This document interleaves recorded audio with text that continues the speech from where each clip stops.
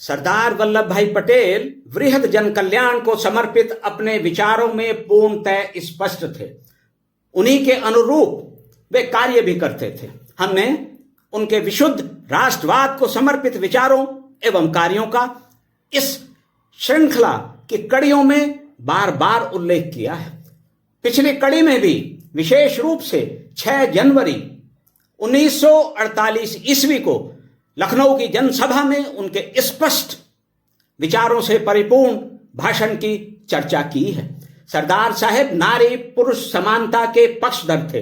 देश की कुल आबादी के लगभग आधे का प्रतिनिधित्व करने वाली महिलाओं के बिना समाज एवं राष्ट्र की उन्नति की वे कल्पना नहीं करते थे। बारडोली किसान सत्याग्रह में वल्लभ भाई को सरदार के नाम से संबोधित करने वाली महिलाओं को वे जीवन के सभी क्षेत्रों में सशक्त करना चाहते थे।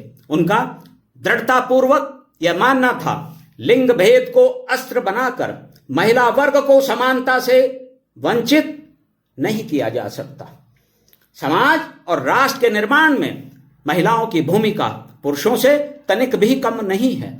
सत्यता तो यह है कि कहीं कहीं महिलाओं का योगदान पुरुषों से अधिक है। इस वास्तविकता से मुंह नहीं मोड़ा जा सकता। जो पुरुष महिलाओं की असमानता की बात करते हैं, लिंग भेद को ढाल बनाकर स्त्रियों को पुरुषों से छोटा दिखाने का प्रयास करते हैं, वे वास्तव में जानबूझकर सच्चाई से परिचय नहीं करना चाहते। ऐसे लोग कभी भी समाज और देश के हितैषी नहीं हो सकते। सरदार वल्लभ भाई पटेल ने बलपूर्वक यह भी कहा था, जब तक महिलाएं समाज और देश के लिए पुरुषों के समान कार्य नहीं करती हैं, प्रत्येक क्षेत्र में अपनी भागीदारी से, वह क्षेत्र कृषि का हो, पशुपालन अथवा उद्योग का, शिक्षा का या कोई और उत्पादन, निर्माण और सृजन के लिए महिलाएं आगे नहीं आती हैं, तब तक देश के विकास की गति आगे नहीं बढ़ सकती। भारत की वास्तविक उन्नति संभव नहीं हो सकती। और हमारे समाज को यह समझ लेना होगा कि हमारी महिलाएं अति परिश्रमी हैं, वे समर्पित और सक्षम हैं, किसी भी रूप में वे पुरुषों से कम नहीं हैं। इसलिए समाज के उत्थान और राष्ट्र के पुनर्निर्माण में महिलाओं का सहयोग आवश्यक है। वल्लभ भाई के 2 ऐतिहासिक भाषण, एक नवंबर 1928 ईस्वी में सूरत जनपद के वराड़ गांव में और दूसरा अप्रैल 1947 ईस्वी में विट्ठल कन्या विद्यालय नडियाद में, महिला सशक्तिकरण, समानता तथा आत्मनिर्भरता केंद्रित उनके विचारों का दर्पण और सार है।